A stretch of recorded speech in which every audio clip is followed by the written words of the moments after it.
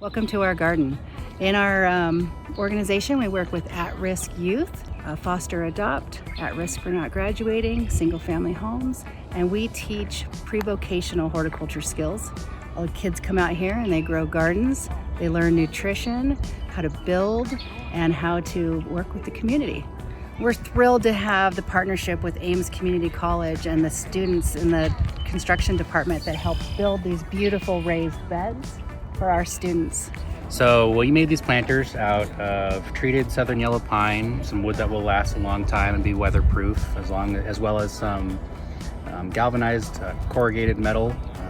And they're a big upgrade from the old planters, and they're built to be very strong and last for decades. So each of our students receives one bed that they get to grow in.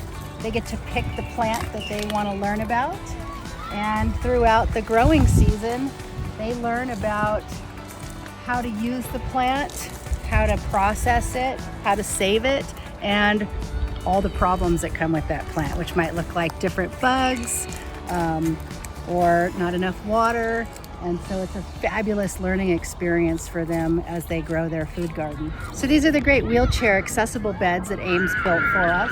And these are fabulous because we have a lot of students who cannot get down on the ground or kneel. And so they can stand and work in the garden, but then we can also have anybody in a wheelchair. In conjunction with the welding department, our department put together these picnic tables. The welding department designed the frames and constructed those, and then we use some similar wood that we use for the planters out here, some treated pine that will last well in the weather to get these tables done. They're a huge upgrade from what was out here before. And this is a fabulous place for our students now to have lessons throughout the programming season. So this is our little potting shed. Come on in. In here we have these great benches where we can do all of our seeding. Each of our students will plant seeds and baby all of these little seedlings.